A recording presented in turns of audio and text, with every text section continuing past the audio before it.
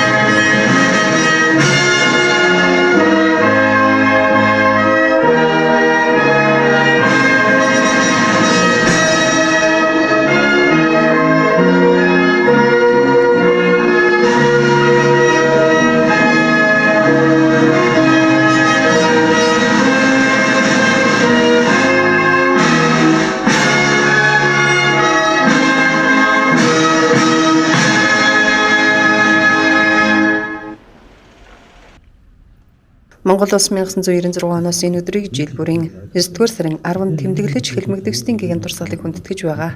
Баянгар аймгаас тухайн үеийн 30 гаруй сүм хийдэж шавлан сууж байсан зэрэг 608 иргэн улс төрийн хэлс хэрэгт хэлмэгдэж байсан гашуун түүхтэй ажээ. Тэдгээр өвөр хүүхэд очицын нараас 7 иргэн 80 сая төгрөг, 7 иргэнд 40 сая төгрөг, 500 гаруй иргэн 1 сая төгрөгийн мөнгөнд тэтгэмжийг өнөөдрийн байдлаар тус авсан тухай аймгийн цагаатгах ажлыг зохион байгуулах комиссоос мэдээллээ.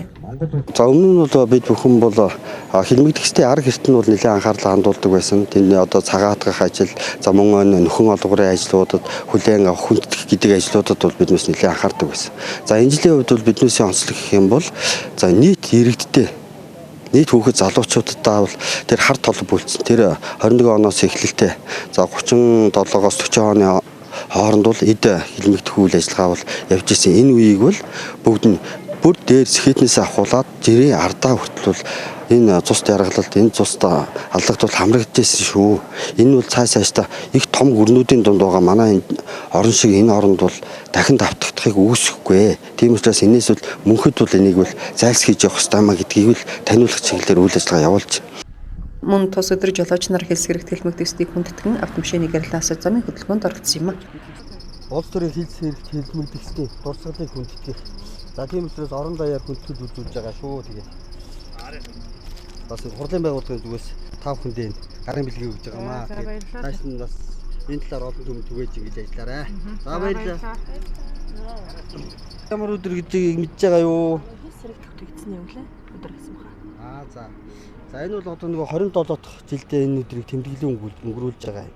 Тийм учраас өнөөдрийн бас нэг биднээс одоо ямархуу нөхцөл байдлыг туулж хэдий дайныг хүрсэн гэдгийг олон нийтэд тараах зорилгоор энэ өдрийг бас тэмдэглэн өнгөрүүлдэг юм аа. Энэ 96 оноос хойш ингэ тэмдэглэдэг юм аа. Тэгэхээр энийг бас олон түмэнд бас тарааж байгаараа гэдэг ингэж хурлын байгууллагын зүгээс 5 хүнд гарын бэлэг гардуулж байгаа юм аа. За болгоомжтой оролцоорой хэлээ.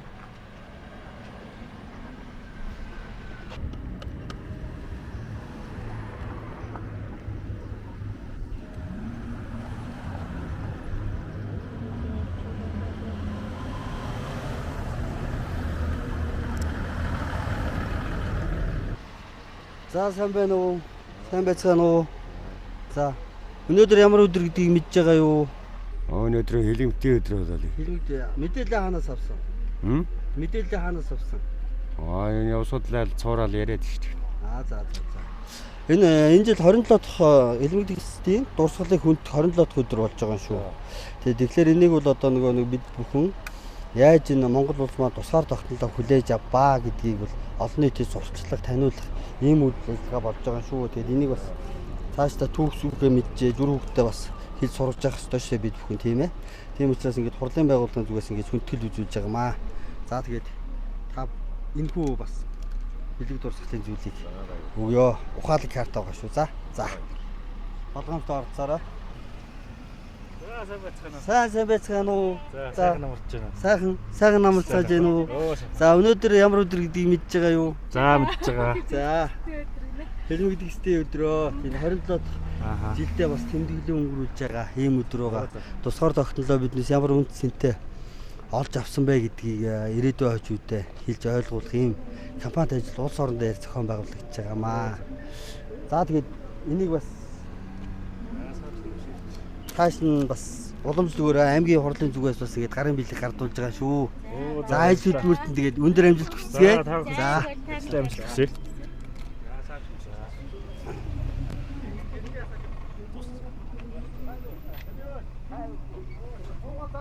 Замын цагтаагийн тасагтай хамтарч машинууд өнөөдөр хэлмэгдэсдийн дурсгал зориулж гэрлийн хасааж явах хэрэгтэй. За энийг хийх нь жолооч нар мэдэж байна.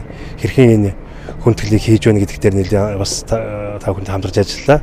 За бас жолооч нар энэ өдрийг хэрхэн мэдэж яаж хүндэтгэлд оруулж гэдгээс нь хамаарат бас жижиг урамшууллын зүйлүүдийг олгож жолоочтой бас амжилттай оролцож гэрлийн хасааж хүндэтгэж оролцсон бас энэ өдрийг мэдж байгаа жолоочтой бас урамшуул гэж ажиллалаа. За мөн ерөнхий улс хурлын сургуулийн сурагчдын дунд эсээ бичлэгийн уралдаан, аахаа тэмцээн.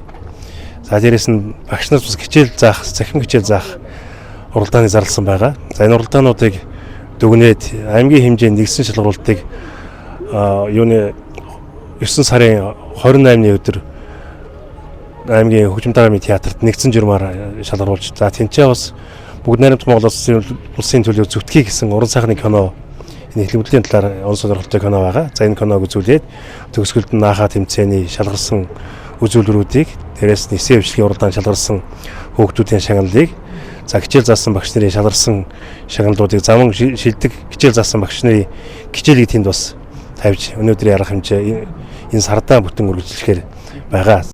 Улс төрийн хэлсгэрэгт хэлмэгдэсдийн дурсгалыг хүндэтгэх өдрийн хүрээнд ламын гинэг гон гандан дэлхийдээс ном хурж зул өргөлөө. Намрын ихэнх шар битэн сарын шөнийн 15 тохиож байна. Мөн одоо өнөөдөр 9 сарын 10-ны өдөр хэлмэгдэсдийн бас өдөр бол тохиож байна. Улс орон даяар, Монгол орон даяар бид одоо хүндэтгэл үзүүлж байгаа.